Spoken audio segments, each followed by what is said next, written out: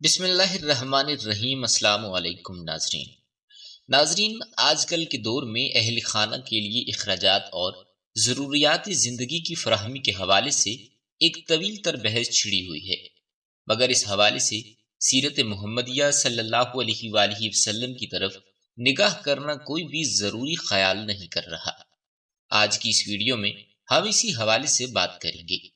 ہمارے پیارے نبی حضرت محمد صلی اللہ علیہ وآلہ وسلم نے اپنی امت کے لوگوں کے لیے اخراجات اور ضروریات زندگی کی فراہمی کے حوالے سے بھی ایک مثال قائم کرنی تھی،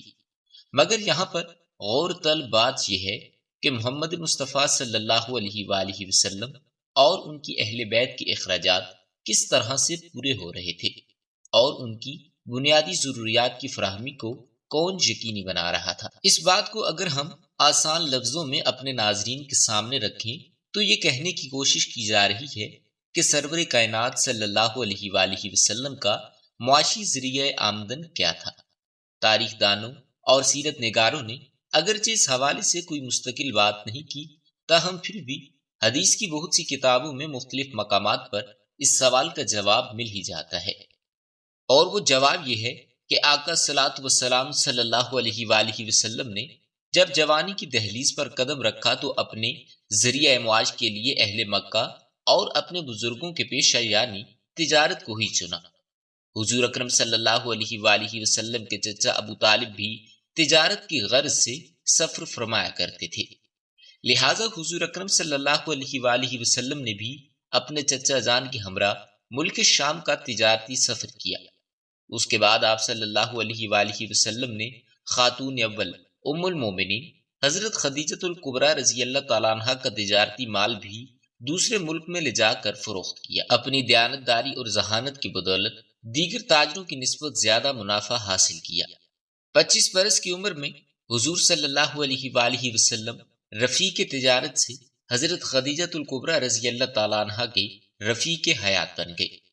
ام المومنین اور زوجہ نبی آخر الزمان صلی اللہ علیہ وآلہ وسلم کا مبارک عہدہ حاصل کرنے کے بعد حضرت خدیجہ رضی اللہ تعالیٰ عنہ نے اپنا تمام تر مال پورے خلوص، محبت اور ایثار سے حضور اکرم صلی اللہ علیہ وآلہ وسلم کو مالی تفکرات سے آزاد کرنے کے لیے وقف کر دیا۔ حضرت بی بی خدیجہ رضی اللہ تعالیٰ عنہ کے اس احساس اور محبت و خلوص کا اظہار بہت سے مقامات پر حضور اکرم صلی اللہ علیہ وآلہ وسلم نے فرمایا تھا۔ مکہ شریف میں جب تک حضور اکرم صلی اللہ علیہ وآلہ وسلم قیام پذیر رہے، ممکنہ حد تک اچھی گزر بسر ہوتی تھی، کچھ پہلے کا بھی بچا بچایا اثاثہ موجود تھا،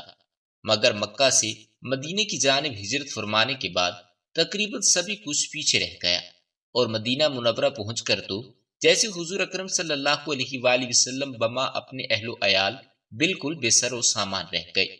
ہجرت مدینہ کا ابتدائی دور تو سخت تنگ دستی کے ساتھ گزرا۔ ہجرت مکہ کے بعد جب حضور اکرم صلی اللہ علیہ وآلہ وسلم مدینہ میں قیام پذیر ہوئے تو تقریباً 7 ماہ تک معروف و عاجز صحابی رسول صلی اللہ علیہ وآلہ وسلم حضرت ابو ایوب انصاری کے ہاں بطور مہمان تشریف فرما رہے۔ اس تمام عرصے میں حضور اکرم صلی اللہ علیہ وآلہ وسلم کو اپنے اہل خانہ کے گھریلو اخراجات کے لیے پریشانی اور محنت کا سامنا کرنا پڑا، کیونکہ حضور اکرم صلی اللہ علیہ وآلہ وسلم کے معزز صحابی حضرت ابو ایوب انصاری رضی اللہ تعالیٰ عنہ خوب انداز میں آداب میزبانی نبھا رہے تھے۔ اس دوران دیگر صحابہ کرام بھی کسی نہ کسی طرح حضور اکرم صلی اللہ علیہ وآلہ وسلم کی خدمت میں کھانا اور تحائف پیش کرتے رہتے تھے۔ مودودی صاحب نے حضرت زید بن ثابت رضی اللہ تعالیٰ عنہ کے فرمان کو نقل فرمایا ہے کہ جب نبی کریم صلی اللہ علیہ وآلہ وسلم حضرت ابو ایوب انصاری رضی اللہ تعالیٰ عنہ کے حجرے میں مہمان بن کر قیام پذیر ہوئے تو سب سے پہلا آدمی جو حضور اکرم صلی اللہ علیہ وآلہ وسلم کی خدمت میں ہدیہ لے کر حاضر ہوا تھا وہ میں ہی تھا۔ حضرت زید بن ثابت رضی اللہ تعالیٰ عنہ مزید فرماتے ہیں کہ ہماری حیات میں کوئی بھی رات ایسی نہ گزرتی تھی کہ جس رات ہم یعنی بنی مالک اور بنی نجار میں سے 3-4 آدمی باری باری حضور اکرم صلی اللہ علیہ وآلہ وسلم کی بارگاہ میں کھانا پیش نہ کرتے ہوں، یہاں تک کہ آقا محمد مصطفیٰ صلی اللہ علیہ وآلہ وسلم اپنے تعمیر کردہ حجرے میں قیام پذیر ہو گئے۔ جب حضور اکرم صلی اللہ علیہ وآلہ وسلم اپنے مہمان حضرت ابو ایوب انصاری رضی اللہ تعالیٰ عنہ کے گھر سے اپنے حجرے میں قیام پذیر ہوئے تو آغاز میں ہمیں سرور کائنات صلی اللہ علیہ وآلہ وسلم کا کوئی بھی ذریعہ آمدن نظر نہ آیا۔ بظاہر اس کی وجہ یہ بھی ہو سکتی ہے کہ انصار مدینہ خصوصاً اپنے پڑوسیوں سے خلوص کا اظہار کرتے تھے، لہٰذا پڑوسی انصاروں نے اپنے ایثار اور خلوص و محبت کے باعث آپ صلی اللہ علیہ وآلہ وسلم کو اہل بیت کے کھانے اور دیگر اخراجات کے سلسلے میں پریشان نہ ہونے دیا۔ ان کے خلوص اور محبت کا یہ عالم تھا کہ مرد اور عورتیں مختلف اوقات میں حضور اکرم صلی اللہ علیہ وآلہ وسلم کی خدمت میں ہدیہ بھیجتی رہتی تھی۔ صحابی رسول حضرت انس رضی اللہ تعالیٰ عنہ کی والدہ ام سلیم کے پاس ایسی کوئی بھی چیز موجود نہ تھی جسے وہ حضور اکرم صلی اللہ علیہ وآلہ وسلم کو ہدیہ کر سکتی، مگر انہوں نے اپنی یہ حسرت بارگاہ رسالت میں اپنا بیٹا انس پیش کر کے پوری کی۔ حضور اکرم صلی اللہ علیہ وآلہ وسلم کے ننہالی عزیز جو کہ صاحب حیثیت بھی تھے، حضرت سعد بن عبادہ رضی اللہ تعالیٰ عنہ، حضرت سعد بن معاذ رضی اللہ تعالیٰ عنہ اور حضرت اسد بن زرارہ رضی اللہ تعالیٰ عنہ کی عقیدت و احترام کا یہ عالم تھا کہ وہ بلا ناغہ کھانے کا پیالہ حضور اکرم صلی اللہ علیہ وآلہ وسلم کی خدمت اقدس میں پہنچایا کرتے تھے۔ اس وقت انصار مدینہ کی کثیر تعداد زراعت سے منسلک تھی۔ ان میں سے جو صاحب حیثیت حضرات تھے وہ اپنے اپنے باغوں میں سے ایک حصہ یا ایک درخت کو حضور اکرم صلی اللہ علیہ وآلہ وسلم اور ان کے اہل خانہ کے لیے مختص کر دیا کرتے تھے۔ چنانچہ ہر سال فصل کاٹنے پر اس درخت سے جتنی بھی کھجوریں حاصل ہوا کرتی تھیں وہ تمام کی تمام حضور اکرم صلی اللہ علیہ وآلہ وسلم کے اہل خانہ کو بھجوا دی جاتی تھی۔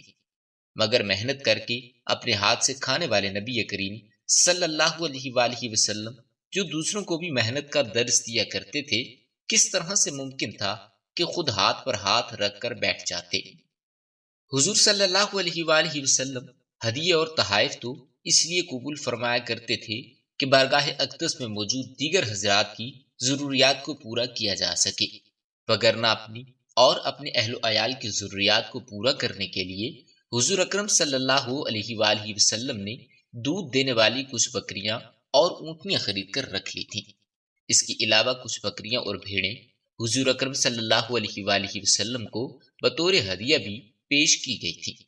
حضور صلی اللہ علیہ وآلہ وسلم کی ان بکریوں اور اونٹوں کے لیے مدینہ شہر کے آس پاس ہی ایک سرسبز چراگاہ کو وقف کر دیا گیا تھا، جہاں پر ایک صحابی رسول صلی اللہ علیہ وآلہ وسلم اپنی رضا سے ان جانوروں کی دیکھ بھال کرتے اور باقاعدگی سے دودھ مخصوص مقام سے حضور اکرم صلی اللہ علیہ وآلہ وسلم کے گھر تک پہنچایا کرتے تھے، جسے تمام اہل و عیال میں برابر کا تقسیم کر دیا جاتا تھا۔ غزوہ بدر کے بعد متواتر غزوات ہوتے رہے۔ جب بھی مسلمانوں کو کسی غزوے میں کفار پر فتح حاصل ہوتی تو اس کے نتیجے میں بہت سا مال غنیمت بھی مسلمانوں کے ہاتھ لگتا، جسے اللہ تعالیٰ کی مقرر کی گئی شرح کے مطابق تمام صحابہ کرام اور حضور اکرم صلی اللہ علیہ وآلہ وسلم میں تقسیم کر دیا جاتا تھا۔ اس طرح یہ مال غنیمت حضور اکرم صلی اللہ علیہ وآلہ وسلم، ان کے غلاموں اور اہل خانہ کے لیے آمدن کا ایک ذریعہ بن گیا، کیونکہ قرآنی ہدایت کے مطابق حاصل ہونے والے تمام مال میں سے 5واں حصہ سربراہ مملکت کے لیے مختص ہے۔ چونکہ حضور اکرم صلی اللہ علیہ وآلہ وسلم سربراہ مملکت تھے، اس لیے یہ 5واں حصہ حضور اکرم صلی اللہ علیہ وآلہ وسلم اور ان کے اہل خانہ میں تقسیم کیا جاتا تھا۔ اس حوالے سے قرآن مجید فرقان حمید میں ارشاد ہے کہ اور جان لو کہ یہ جو کچھ مال غنیمت تم نے پایا ہے اس کا 5واں حصہ اللہ کے لیے اور اس کے رسول کے لیے اور قرابت داروں کے لیے ہے، اور یتیموں اور محتاجوں اور مسافروں کے لیے۔ اسی طرح غزوہ احد میں مسلمانوں کو فتح نصیب ہوئی مگر مال غنیمت ہاتھ نہ آیا، پھر بھی اللہ تعالیٰ نے اپنے وعدے کی پاسداری کرتے ہوئے ایسی جگہ سے حضور اکرم صلی اللہ علیہ وآلہ وسلم کو رزق عطا کیا جس کا دور دور تک کوئی گمان نہ تھا۔ مورخین بیان کرتے ہیں کہ مخیریق نامی ایک شخص بنو نذیر میں جو بہت معتبر یہودی عالم تھا، اس کی جائیداد میں 7 زمین یا 7 باغات تھے۔ خداوند تعالیٰ نے اسے شعور عطا کیا تو وہ حضور اکرم صلی اللہ علیہ وآلہ وسلم پر ایمان لے آیا۔ غزوہ احد میں شرکت کرتے ہوئے وصیت کی کہ اگر اس غزوے میں شہید ہو جاؤں تو میرا تمام مال بما زمین حضور اکرم صلی اللہ علیہ وآلہ وسلم کے ہو جائیں گے۔ غزوہ احد میں اس صحابی کی شہادت کے بعد اس کی تمام تر زمینیں حضور اکرم صلی اللہ علیہ وآلہ وسلم کی ملکیت میں آ گئیں، جس کی تمام تر آمدن حضور اکرم صلی اللہ علیہ وآلہ وسلم کی آمدن قرار پائی۔ اس کے علاوہ حضور اکرم صلی اللہ علیہ وآلہ وسلم کا ذریعہ معاش جو اللہ تعالیٰ نے ان کے لیے پیدا کیا وہ فدق کا باغ تھا۔ یہ وہ املاک تھی جو بغیر لشکر کشی کیے یہود سے معاہدات اور صلح کے بدلے میں حاصل ہوئی تھی۔ یہ مال حضور اکرم صلی اللہ علیہ وآلہ وسلم کے لیے مختص تھا، جس سے حضور اکرم صلی اللہ علیہ وآلہ وسلم اپنی منشا کے مطابق تقسیم فرمایا کرتے تھے۔ مال غنیمت کے علاوہ مال فے کو بھی اللہ رب العزت نے اپنے محبوب کے لیے مخصوص فرما دیا۔ ارشاد پاک ہے، اور جو مال فے ہے اللہ نے کریزہ، نذیر، فدق، خیبر سمیت دیگر بغیر جنگ کے مفتوحہ بستیوں والوں کو نکال کر اپنے پیغمبر پر لٹائے ہیں، اور وہ تمام اللہ اور اس کے رسول کے لیے ہیں۔ رسول اللہ صلی اللہ علیہ وآلہ وسلم کے قرابت داروں یعنی بنو ہاشم، بنو عبد المطلب کے لیے، معاشرے کے عام یتیم اور محتاجوں اور مسافروں کے لیے ہے۔ اس بیان کے مطابق سب سے پہلا نمبر مال فے کا ہے جو غالباً 3 یا 4 ہجری میں حاصل ہوا تھا، وہ بھی اس طرح کہ حضور اکرم صلی اللہ علیہ وآلہ وسلم نے مدینہ منورہ کے آس پاس رہنے والے یہودیوں سے معاہدہ کیا تھا۔ اس معاہدے کی روح سے یہ لوگ اپنے ہتھیاروں کے علاوہ جتنا سامان ساتھ لے جا سکتے ہیں لے جا کر جلا وطن ہو جائیں۔ اس جلا وطنی کے نتیجے میں ان کے کھجوروں کے باغات حضور اکرم صلی اللہ علیہ وآلہ وسلم کی نگرانی میں آ گئے، اور اس طرح یہ حضور اکرم صلی اللہ علیہ وآلہ وسلم کی املاک کہلائی۔ اس مال سے حضور اکرم صلی اللہ علیہ وآلہ وسلم اپنے اہل خانہ کے لیے سال بھر کا اناج حاصل کر لیتے، جبکہ باقی رہ جانے والی آمدن جہاد فی سبیل اللہ، مساکینوں اور مجاہدوں میں تقسیم فرما دیا کرتے تھے۔ بیان کیے گئے تمام ذرائع بظاہر ظاہری ذرائع آمدن اور ذریعہ معاش معلوم ہوتے ہیں، مگر باطنی طور پر زمین کے اندر موجود تمام خزانوں کی کنجیاں ہاتھ میں ہونے کے باوجود اور تقریباً 10 لاکھ مربع میل کے رقبے پر بادشاہت ہونے کے باوجود بہت بار ایسے مواقع بھی آئے کہ جب سرور کائنات، شہنشاہ دو عالم، تاجدار مدینہ، نبی کریم صلی اللہ علیہ وآلہ وسلم کے گھر میں 2 مہینوں تک چولہے میں آگ تک نہیں جلا کرتی تھی۔ یہ ظاہر کرتا ہے کہ حضور اکرم صلی اللہ علیہ وآلہ وسلم کو کوئی بھی مالی مجبوری نہ تھی۔ صبر و قناعت سے گزارا کرنے کی وجہ صرف اور صرف یہ تھی کہ اپنی امت کے لیے اعلیٰ نمونہ پیش کیا جائے، انہیں قناعت، زہد و فکر کی عملی مثال پیش کی جائے، اور اس کی دوسری وجہ امت کے لیے بلند بالا حوصلہ کا سامان مہیا کرنا تھا، جبکہ تیسری وجہ جو سب سے زیادہ مضبوط وجہ ہے اور وہ یہ ہے کہ اپنی حلیمی اور رحمت و شفقت اور فیاضی کے باعث اپنا سب کچھ خدا کی مخلوق پر خرچ کر دیا کرتے تھے۔ خداوند تعالیٰ سے گزارش ہے کہ وہ ہمیں اپنے پیارے پیغمبر اور محبوب رسول خدا صلی اللہ علیہ وآلہ وسلم کی اسوہ حسنہ پر چلنے کی توفیق عطا فرمائے۔ آمین ثم آمین۔